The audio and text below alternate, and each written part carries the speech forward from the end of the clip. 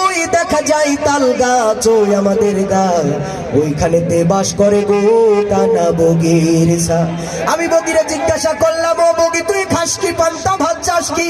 বগি কান্দা কান্দা কয়, পান্তা আমি খাই না, পুঁটি মাছ পাই না, একটা যদি পাই গো অমনি দইরা গাপুস গপুস খায়।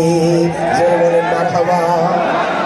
এবার এই কবিতাটি আমাদের রাজনৈতিক মঞ্চে দাঁড়িয়ে অনেকে গলা ফাটিয়ে বক্তব্য দেয়। আমরা যদি তাদের কাছে কবিতা আবৃত্তি করতে দিই, তারা তাদের বক্তৃতা বললে কিভাবে বলবে? সংগ্রামী ভাই বন্ধুগণ, ওই দেখা যায় তাল গাছ ওই আমাদের গাছ ওইখানেতে বাস করে কানা বগির ছা। ঠিক কিনা ভাইরা? এবার এই কবিতাটি যদি আমরা পাঠিয়ে দিই আমাদের দেশের একজন শিল্পী আছে সোহাগ অথবা হাসানের কাছে, তারা তাদের মতো বললে কিভাবে বলবে এই কবিতাটি? ওই দেখা যায় তাল গাছ ওই আমাদের গা ওইখানে বাস করি কানা বগির ছা। ঠিক না? এবার এই কবিতাটি যদি আমরা পাঠিয়ে দিই আমাদের দেশ থেকে হারিয়ে যাওয়া পালিয়ে যাওয়া সেই কাউয়া কাকুর কাছে, তিনি প্রথমে আসলে বলবেন, কিশোরগঞ্জবাসী কেমন আছে,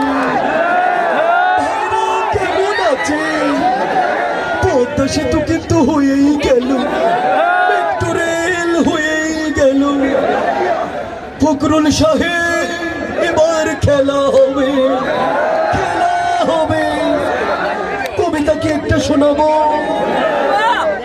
ওই দেখা যায় তাল গাছ ওই আমাদের গাছ ওইখানেতে বাস করে কানা বগির ছা। এ নিয়ে রাজনীতি করার কিছু নেই।